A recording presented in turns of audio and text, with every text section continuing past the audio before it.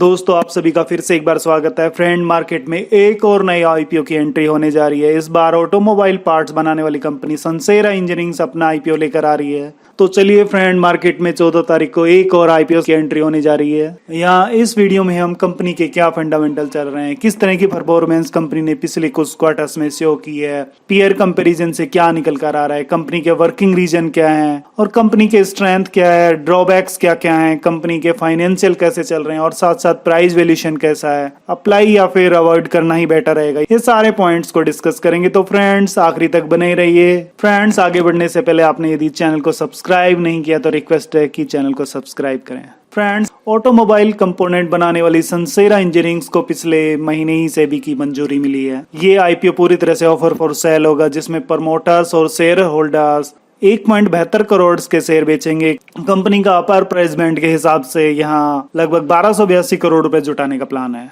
IPO के लिए ICICI securities, IIFL securities और नोमोरा फाइनेंशियल एडवाइजरी लीड मैनेजर है। LinkedIn time India private company के ऑफिशियल रजिस्ट्रार हैं, जो यहाँ अलॉटमेंट और रिफंड्स के लिए रिस्पॉन्सिबल हैं। चलिए फ्रेंड, कंपनी के फंडामेंटल को देख लेते हैं। सनसेरा इंजीनियरिंग ऑटोमोटिव और नॉन ऑटोमोटिव सेक्टर्स के लिए प्रिसीजन इंजीनियरिंग कंपोनेंट की मैन्युफैक्चरिंग करती है। कंपनी ऑटोमोटिव सेक्टर में टू व्हीलर, पैसेंजर व्हीकल और कमर्शियल व्हीकल के लिए connecting rod, rocker arm, crankshaft, gear shifter fork, stamp कॉम और एल्यूमिनियम फोर्ज जैसे प्रोडक्ट का मैन्युफैक्चरिंग और सप्लाई करती है, जो कि इंजन, ट्रांसमिशन, सस्पेंशन, ब्रेकिंग चीज के लिए इम्पोर्टेंट है। और नॉन ऑटोमोटिव सेक्टर में एरोस्पेस, ऑफ रोड, एग्रीकल्चर के लिए प्रिसीजन कंपोनेंट का मैन्युफैक्चरिंग भी करती है। फ्रेंड्स, यहाँ फॉर्क्स का मतलब बिना हीटिंग किए प्रेशर और हैमरिंग से पार्ट बनाना है। फाइनेंशियल ईयर 2021 में 88% रेवेन्यू ऑटोमोटिव सेक्टर से और 12% रेवेन्यू नॉन ऑटोमोटिव सेक्टर से आया है और 65% रेवेन्यू डोमेस्टिक मार्केट में और 35% रेवेन्यू यूरोप, यूएसए जैसे ओवरसीज कंट्रीज में एक्सपोर्ट से मिला है। कंपनी लाइट व्हीकल सेगमेंट और कैलेंडर ईयर 2020 से कमर्शियल व्हीकल सेगमेंट में कनेक्टिंग रोड्स के लिए टॉप 10 ग्लोबल सप्लायर है। रेवेन्यू के मामले में बजाज इसका टॉप कस्टमर है, जो 2019-20 और 21 में टोटल रेवेन्यू का 21%, 22% और 23% के समथिंग कंट्रीब्यूशन है। कंपनी पैसेंजर व्हीकल्स के लिए रॉड, रॉकर आर्म्स और टू व्हीलर्स के लिए connecting rod, crankshaft, rocker arms और गियर शिफ्टर फॉर्क बनाने में इंडिया की लीडिंग मैन्युफैक्चरर है। कंपनी के प्रेजेंस को देखें तो इंडिया के 15 प्रोडक्शन प्लांट में से 9 प्लांट के साथ बेंगलुरु में हेडक्वार्टर है, 2 प्लांट कर्नाटका के तुमकुर में, 1 प्लांट पुणे में, 1 प्लांट गुजरात के मेहसाणा में, 1 प्लांट हरियाणा के इंडस्ट्रियल पार्क मानेसर में, 1 प्लांट उत्तराखंड के प्रतापनगर में और 1 प्लांट स्वीडन में है। यदि ग्लोबली देखें तो Japan, Italy, Sweden, France, USA में भी कंपनी की प्रेजेंस है। यदि कंपनी की स्ट्रेंथ को देखें तो कंपनी ऑटोमोटिव और नॉन ऑटोमोटिव सेक्टर में कॉम्प्लेक्स और high quality precision engineering components के लिए लीडिंग सप्लायर है, जो स्ट्रांगली बढ़ रहा है। प्रोडक्ट, कस्टमर और ज्योग्राफिकली बड़ा पोर्टफोलियो है। स्ट्रॉन्ग इंजीनियरिंग और डिजाइन की क्षमताएं हैं। इंडिया और ग्लोबल ओएमई यानी ओरिजिनल इक्विपमेंट मैन्युफैक्चर के साथ स्ट्रॉन्ग रिलेशनशिप रखती है। फाइनेंशियली परफॉर्मेंस भी अच्छी है। कंपनी के पास अनुभवी और कुशल मैनेजमेंट टीम भी है। तो चलिए फ्रेंड्स, कंपनी के पॉजिटिव के साथ साथ इसके रिस्क फैक्टर को भी देख लेते हैं। फुल्ली ऑफर फॉर सेल यहाँ एक बिग नेगेटिव है। आईपीओ लाने में कंपनी की फ्यूचर ग्रोथ की उम्मीद नहीं है, क्योंकि आईपीओ से कुछ भी पैसा कंपनी को नहीं मिलने जा रहा है। फ्रेंड्स, आने वाले टाइम्स में इलेक्ट्रिकल व्हीकल मार्केट में बढ़ेंगे तो इंजन इलेक्ट्रिकल मोटर्स में कन्वर्ट हो जाएंगे, तो यहाँ कंपोनेंट में भी काफी चेंज आएगा। लेकिन कंपनी ने फिर भी कहा है कि वह अपने बिजनेस मॉडल को एक नए मार्केट के अनुरूप चेंज कर सकते हैं। यह एक बिग चैलेंज है जिसे कंपनी गुजरेगी। इसके लिए कंपनी ने काम भी शुरू कर दिया। रिसेंटली इलेक्ट्रिकल टू व्हीलर्स के लिए सस्पेंशन, रोटर और एल्यूमिनियम फोर्ज जैसे प्रोडक्ट को डेवलप किया है। कंपनी के 15 प्लांट में से 9 प्लांट का एक स्पेसिफिक लोकेशन में होना भी एक नेगेटिव पॉइंट हो सकता है, जो किसी भी क्लाइमेट डिजास्टर कंडीशन में कंपनी की वर्किंग को इफेक्ट कर सकता है। फ्रेंड्स, यदि प्राइस वैल्यूएशन को देखें तो अपर बिड प्राइस पर वैल्यूएशन 2.4x प्राइस से सेल और 36.2 प्राइस से अर्निंग है। तो फ्रेंड्स, यहाँ इश्यू प्राइस एक्सपर्ट के अकॉर्डिंग महंगा है, जबकि अच्छे एंसेलरीज जो 1x के प्राइस पर सेल्स या उससे कम पर ट्रेडिंग करते हैं। फ्रेंड्स, यदि कंपनी के फाइनेंशियल को देखें तो 2019 में टोटल एसेट 1785 करोड़ से बढ़कर 2021 में 1928 करोड़ हुआ है। वहीं यदि प्रॉफिट आफ्टर टैक्स को देखें तो 2019 में 98 करोड़, 2020 में 80 करोड़ के लगभग। यहाँ थोड़ा डाउनफॉल दिखा है, जो मे बी कोरोना पेंडेमिक के कारण होगा, लेकिन 2021 में यह फिर बढ़कर 110 करोड़ के लगभग है। तो फ्रेंड्स, यहाँ फाइनेंशियल ग्रोथ तो ठीक ठाक है।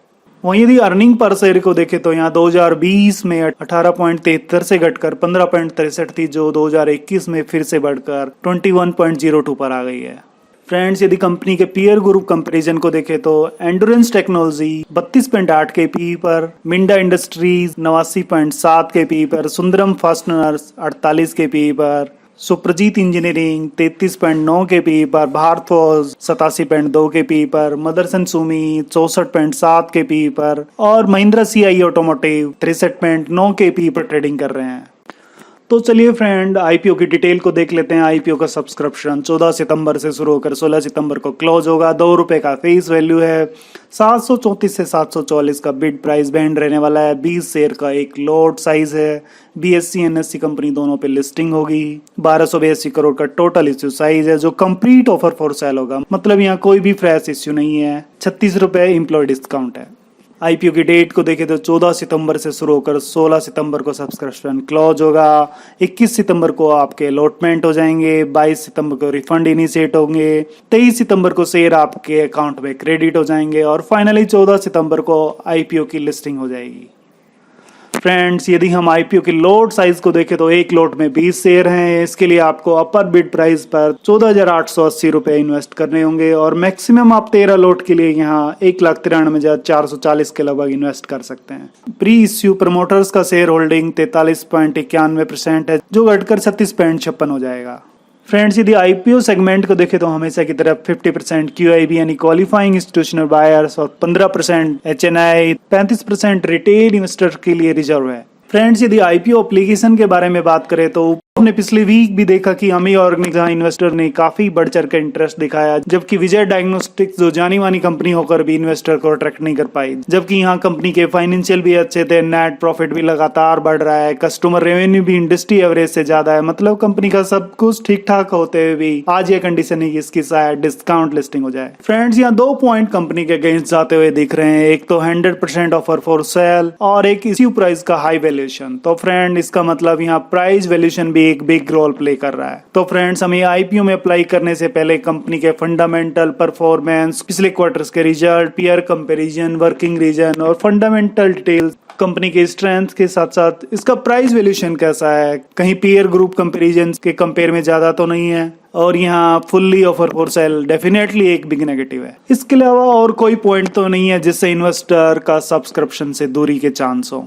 पर positive factor current stock market condition के साथ साथ का बेस अच्छा है, फाइनेंशियल भी अच्छे हैं, पीयर ग्रुप कंपैरिजन भी ठीक है।